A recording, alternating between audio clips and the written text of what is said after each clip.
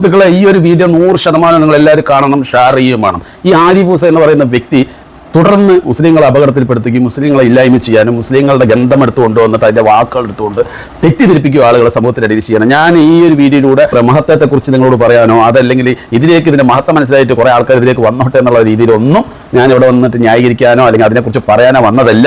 പക്ഷെ നമ്മുടെ സമൂഹത്തിൽ അപകടങ്ങൾ ഉണ്ടാക്കാവുന്ന രീതിയിലുള്ള ഈ ഒരു പ്രചരണം തീർച്ചയായിട്ടും നമുക്ക് ശക്തമായിട്ട് എതിർക്കേണ്ടതുണ്ട്. പക്ഷേ ഇവനെ പേടിച്ചിട്ട് ഇവിടുത്തെ മുസ്ലിം വരെ ഒരക്ഷരം മിണ്ടുന്നില്ല, ഇവനക്കെതിരെ പ്രതിഷേധിക്കുന്നില്ല. അതിശക്തമാരായ സംഘടനകൾ ഉണ്ടായിട്ട് പോലും ഈ കേരളത്തിനകത്ത് ഇവൻ അഴിഞ്ഞാടുകയാണ്. എന്തുകൊണ്ടാണ് മുസ്ലിം സമൂഹം കയ്യും കെട്ടി നോക്കി നിൽക്കണം എന്നുള്ളത് എനിക്ക് ഇതുവരെ മനസ്സിലായിട്ടില്ല. അതിനുള്ള ഉത്തരം പ്രിയ സുഹൃത്തുക്കളെ നിങ്ങൾ കമന്റിൽ പറയണം. തീർച്ചയായിട്ടും മറ്റുള്ള മതക്കാരെ തെറ്റിദ്ധരിപ്പിക്കുകയും അതിലൂടെ മുസ്ലിങ്ങളെ ഇല്ലായ്മയും ചെയ്യുന്ന ഇവനെ പോലുള്ള നാളുകൾക്കെതിരെ ശക്തമായിട്ട് നിങ്ങൾ പ്രതിഷേധിച്ചില്ലെങ്കിൽ വലിയ വില കൊടുക്കേണ്ടി വരും മുസ്ലിം സമൂഹം. അതിലൊരു മാറ്റവുമില്ല. അപ്പൊ ഇവൻ പറയുന്ന ആ ഒരു വാക്ക് നിങ്ങൾ അതിൽ കേട്ടിട്ട് വരിക.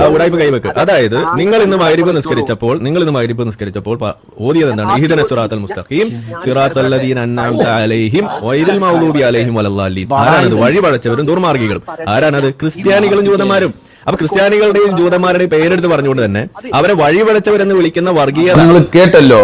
ഇത് സൂറത്തുൽ ഫാത്തിഹയിൽ പറയുന്ന വാക്കുകളാണ്. പലപ്പോഴും നിസ്കരിക്കാൻ വേണ്ടിയിട്ട് ഓതുന്ന ഒരു സൂറത്തൊക്കെയാണ്. അപ്പോൾ ഈ സൂറത്തിനെ എടുത്തു കൊണ്ടുവന്നിട്ട് നമ്മൾ 5 നേരം പറഞ്ഞുകൊണ്ടിരിക്കുന്നത് ഈ മറ്റുള്ള മതക്കാരെ അവർ വഴിതെറ്റിയവരാണെന്നും അവർ മോശപ്പെട്ടവരാണെന്നും. ഒന്ന് ആലോചിച്ച് നോക്കി, ഇവനൊക്കെ എത്രമാത്രം അന്തമുണ്ട് തലയ്ക്കുന്നു. എന്തായാലും ഇത് കേൾക്കുന്നവർക്ക് എത്രമാത്രം അന്തമുണ്ട് ആലോചിച്ചു. അത് വിശ്വസിക്കുന്നവന്മാർ എത്ര വലിയ പൊട്ടന്മാരാണെന്ന് ആലോചിച്ചു. എന്തായാലും അതുമായി ബന്ധപ്പെട്ടിട്ട് ഞാൻ ജെമിനിയോട് ചോദിച്ചിട്ടുണ്ട്. പ്രിയ സുഹൃത്തുക്കളെ, ജെമിനിക്ക് കൃത്യമായിട്ട് എല്ലാ കാര്യം ഞാൻ ഒരു ഉസ്താദിനെ വിളിച്ചിട്ട് ഇതിനെക്കുറിച്ച് ഞാൻ പറഞ്ഞു തന്നു കഴിഞ്ഞാൽ നിങ്ങൾ വിശ്വസിക്കൂല. കാരണം അപ്പോഴും അതിനെ ന്യായീകരിക്കുക ഉസ്താദ് ബാഡ് കമന്റ് അടിക്കും. ജെമിനി ജൂതൻ എന്താ പറയുന്നുള്ളതൊന്ന് കേൾക്കുക. തീർച്ചയായും വിശുദ്ധ ഖുർആനിലെ 1-ാമത്തെ അധ്യായമായ സൂറത്തുൽ ഫാത്തിഹയുടെ പൂർണ്ണമായ രൂപവും അതിന്റെ മലയാളം അർത്ഥവും താഴെ നൽകുന്നു. സൂറത്തുൽ ഫാത്തിഹ അറബിക് മണിപ്രവാളം, മലയാളം ഉച്ചാരണം, അർത്ഥം. 1. ബിസ്മില്ലാഹിർ റഹ്മാനിർ റഹീം, പരമകാരുണികനും കരുണാനിധിയുമായ അള്ളാഹുവിന്റെ നാമത്തിൽ. 2. അൽഹംദുലില്ലാഹി റബ്ബിൽ ആലമീൻ, സർവലോക രക്ഷിതാവായ അള്ളാഹുവിനകുന്നു സ്തുതി. 3. അർ റഹ്മാനിർ റഹീം, അവൻ പരമകാരുണികനും കരുണാനിധിയുമാണ്. 4. മാലിക് യൗമിദ്ദീൻ, പ്രതിഫല ദിവസത്തിന്റെ ന്യായാധിപ വിധിയുടെ നാളിന്റെ നാഥനാണവൻ. 5. ഇയ്യാക നഅ്ബുദു വ ഇയ്യാക നസ്തഈൻ, നിന്നെ മാത്രം ഞങ്ങൾ ആരാധിക്കുന്നു, നിന്നോട് മാത്രം ഞങ്ങൾ സഹായം തേടുന്നു. 6. ഇഹ്ദിന സിറാത്തൽ മുസ്തഖീം, ഇതാണ് അവൻ പറഞ്ഞ മെയിൻ പോയിന്റ്. അതിലെന്താ പറയുന്നത് ശ്രദ്ധിച്ച് കേൾക്കണേ. ഞങ്ങളെ നീ നേർവഴിയിൽ ചൊവ്വായ മാർഗത്തിൽ നയിക്കണമേ. 7.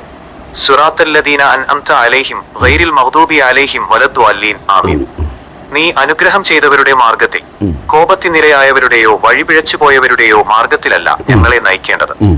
അള്ളാഹുവേ, ഈ പ്രാർത്ഥന നീ സ്വീകരിക്കണമേ. സൂറത്തുൽ ഫാത്തിഹയുടെ പ്രാധാന്യം. ഖുർആന്റെ മാതാവ്. ഈ സൂറത്ത് ഉമ്മുൽ ഖുർആൻ, ഖുർആന്റെ മാതാവ് എന്നറിയപ്പെടുന്നു. കാരണം ഖുർആനിലെ മുഴുവൻ ആശയങ്ങളുടെയും ഒരു ചുരുക്കം ഇതിലടങ്ങിയിരിക്കുന്നു. നിർബന്ധ പ്രാർത്ഥന. മുസ്ലിങ്ങളുടെ 5 നേരത്തെ നമസ്കാരത്തിൽ സ്വലാത്ത് ഓരോ റക്അത്തിലും ഈ സൂറത്ത് ഓതൽ നിർബന്ധമാണ്. ഒരു പ്രാർത്ഥന. അടിമയും സൃഷ്ടാവും തമ്മിലുള്ള നേരിട്ടുള്ള ആശയവിനിമയവും സൃഷ്ടാവിനെ പുകഴ്ത്തിക്കൊണ്ട് നേർവഴിക്ക് വേണ്ടിയുള്ള മനോഹരമായ ഒരു പ്രാർത്ഥനയുമാണിത്. വേറെ എന്തെങ്കിലും സംശയങ്ങളോ അപ്പൊ പ്രിയ സുഹൃത്തുക്കളെ, നിങ്ങൾ ലോകത്ത് നിന്ന് എവിടെ നിന്നിട്ട് വേണമെങ്കിലും ഈ ഖുർആന്റെ ഏത് വാചകങ്ങൾ എടുത്തിട്ട് നിങ്ങൾ ജെമിനിയോട് ചോദിക്കാം. അതിൽ ഒരു സ്ഥലത്ത് പോലും മറ്റുള്ള ഉപദ്രവിക്കാനോ കൊല്ലാനോ പറഞ്ഞില്ല. പക്ഷേ ഇത് ചെയ്യുന്നുണ്ട് പല രാജ്യത്തും. അതുമായി ഈ ഇസ്ലാമുമായിട്ട് ബന്ധപ്പെടുത്തുന്നതാണ് ഇവിടെ പ്രശ്നം. ഇവരതാണ് ചെയ്യാൻ ശ്രമിച്ചുകൊണ്ടിരിക്കുന്നത്. തീർച്ചയായിട്ടും അതിനെതിരെയാണ് നമ്മൾ ശക്തമായിട്ട് പ്രതിരോധിക്കുന്നത്.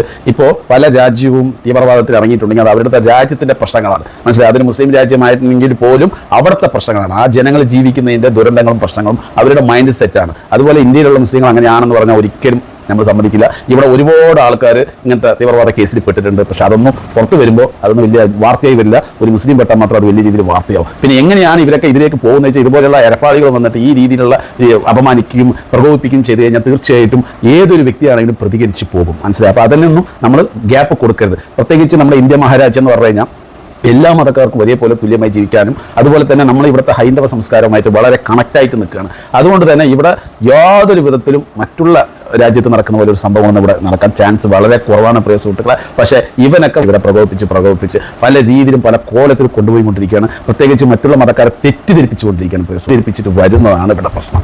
അതിനെതിരെയാണ് നമ്മളോട് ശ്രദ്ധിക്കുന്നത്. അപ്പോൾ അതുമായി ബന്ധപ്പെട്ട് മാത്രം പ്രിയ സുഹൃത്തുക്കളെ നിങ്ങൾ കമന്റിൽ പറയുക. പിന്നെ എന്തുകൊണ്ടാണ് ഇവിടുത്തെ മുസ്ലിങ്ങൾ മിണ്ടാണ്ടിരിക്കുന്ന കയ്യും കെട്ടിയിട്ട് എന്നുള്ളത് എനിക്ക് ഇതുവരെ മനസ്സിലായിട്ടില്ല. അതുകൊണ്ടാണ് ഞാൻ ചോദിക്കുന്നത്, മുസ്ലിങ്ങൾ പേടിച്ചോ എന്നുള്ളതാണ് എൻ്റെ ചോദ്യം. ഞാൻ അങ്ങനെ തന്നെ ചോദിക്കും. ചിലപ്പോൾ 4 പേര് തെറി പറയും ഇവനെയൊക്കെ പേടിക്കുമെന്ന്. എന്തുകൊണ്ട് ഇവനെ ഇങ്ങനെ അയച്ചു വിട്ടിരിക്കുന്നത്? എന്തുകൊണ്ട് ഇവൻ സോഷ്യൽ മീഡിയയിൽ ഈ രീതിയിൽ മുസ്ലിങ്ങൾ അപകടത്തിലാക്കിക്കൊണ്ടിരിക്കുന്നത്? എന്തുകൊണ്ട് ഒരു സംഘടന പോലും വലിയ ഇവൻ തന്നെ പറയുന്നത് മുസ്ലിങ്ങൾക്കെതിരെ ഒരു വാക്ക് പറയാൻ പറ്റില്ല, അപ്പം തന്നെ നമ്മളെ കൊന്നു കളയുന്നൊക്കെ. എന്നിട്ട് ഇവ ഇരുന്നിട്ട് 3 നേരമല്ല 5 നേരം ഇരുന്നിട്ട് നിങ്ങളെ തെറിവിച്ചുകൊണ്ടിരിക്കുകയും മുസ്ലിങ്ങളെ അപകടത്തിലാക്കിക്കൊണ്ടിരിക്കും, മുസ്ലിങ്ങളെ മോശപ്പെട്ട രീതിയിൽ ചിത്രീകരിച്ചുകൊണ്ടിരിക്കുക. എന്നിട്ട് ഇവൻ തന്നെ പറയുന്നത് മുസ്ലിങ്ങൾ അപകടകാരിയാണ്. അപ്പോൾ മുസ്ലിങ്ങൾ അപകടകാരിയായിട്ട് ഈ നാളെയൊക്കെ ഇവിടെ ഉണ്ടാവും. അപ്പോൾ ആലോചിച്ച് നോക്ക്. അപ്പോൾ എത്രമാത്രം നമ്മൾ ക്ഷമിച്ചിട്ടാണ് ഈ രീതിയിൽ ഇവനെ കൊണ്ടുപോകുന്നത്. പക്ഷേ ആ ക്ഷമയിൽ ഒരു കാര്യമില്ല പ്രിയ സുഹൃത്തുക്കളെ. ശക്തമായി പ്രതിഷേധിക്കുക, ജനാധിപത്യമായിട്ട് പ്രതിഷേധിക്കുക എന്നുള്ളതാണ് എനിക്ക് ഈ വേളയിൽ പറയാനുള്ളത്.